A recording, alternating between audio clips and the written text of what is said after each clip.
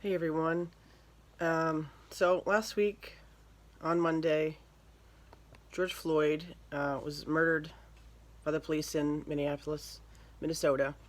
And if it was any regular school week, we probably would have had some discussions about it and all of the issues surrounding that. You know, some of you would have come in on Tuesday and been asking questions and saying, "Hey, did you hear?" And over the week since, a lot of other things have come up. And there's a few issues that I just have been thinking for a few days that I want to talk to you about. So I'm going to make a video, and could be kind of long. You know how I tend to ramble on sometimes when I get up in front of the class.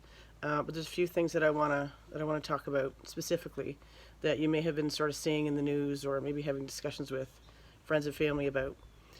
I'm going to make a Padlet, and I'm going to post it on all of your classrooms so you can have a chance to comment or ask questions or just add any information that you have heard about or, ask for clarification. I'll try and answer your questions as best I can.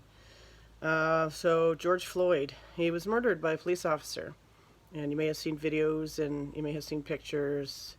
You may have not heard much about it at all.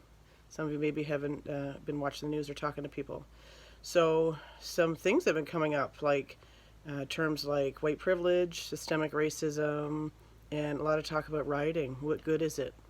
And why sometimes it helps achieve things. So I'm going to talk about those three things as briefly as I can. And I might ramble, I might go off course a little bit, but I think that I need to say these things. So first of all, white privilege. I'm sitting here on my deck at my trailer listening to the birds sing. I'm not worried about anything right now. And because I was born white, I just inherently have this privilege where I don't have to worry about the safety of myself or my family. I don't have to be scared of the police. I don't have to worry about being discriminated against or judged by the color of my skin. I see myself in the media. I see myself, when I was a student in the classroom. And I never had to worry about being left behind for things. And, not until becoming an adult did I realize that. So some people feel like they don't have to get involved in things like racism and, the protests and all the speaking out against what's happened to George Floyd or, other things. There's a woman in Canada that recently is allegedly thrown off a balcony. Her name is Regis. That was in Toronto. And, I don't feel unsafe about those things, but part of my privilege of being white is that I should speak up. I should speak for others. I should listen to others. I should, stand up against things that I know that are wrong. So I'm doing that today, and I'm going to do that always. Systemic racism. Basically, we have institutions like government, school systems, police, healthcare, corporations, the media that basically since forever, people who are white have been considered to be superior. And basically that's how society has and still operates. And it's there. A lot of people deny it, but it is. Systemic racism exists. So being white, back to the white privilege, basically, people that have white privilege oftentimes don't see it or choose not to see it. And as far as Canada's history, we have a lot of racist things that have happened in our history. Residential schools and the Indian Act, Japanese, Ukrainian internment, racist voting, and immigration laws. You might have learned about the Chinese head tax in social studies, and Jewish refugees being denied entry to Canada during the Holocaust. The Komagata Maru, a ship that was denied entry, and a lot of immigrants on that ship died. So, we have some history that we are not proud of, that we've tried to make amends for, but, you can't. And people say Canadians aren't racist, but historically we have been.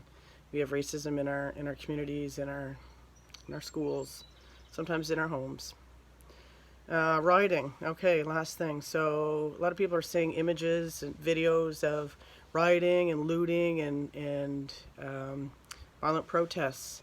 So, Martin Luther King Jr. said, "A riot's the language of the unheard," which basically means you know, when people get to that point, it's because they think that's the only resort.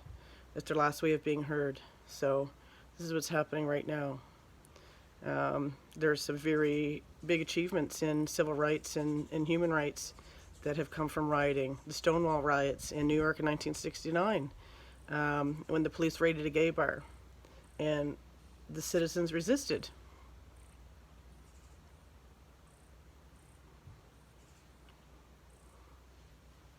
That was the start of Pride Week and Pride parades and movement for the LGBTQ community, which is meaningful to me and to a lot of people. So, although, you know, I wouldn't participate, I'd probably be scared too, I guess. I would quietly protest, I would share information, I would educate others, I would support and listen to people of color and not pretend that their problems don't exist. So these are things that you can do. As Canadians, you have your Charter of Rights and Freedoms that says you should be free from discrimination, you should be able to peacefully protest, but these rights aren't always given to people. We're seeing protests in Canada and in our community. And, you know, if you can't take part, and you're kind of young, then you can share things on social media. You can have discussions with your family. You can speak up if you see injustice, even if it's uncomfortable. And sometimes that means conversations with friends and family, and maybe even your parents. So, all right, that's it for me. Didn't think I would get so emotional.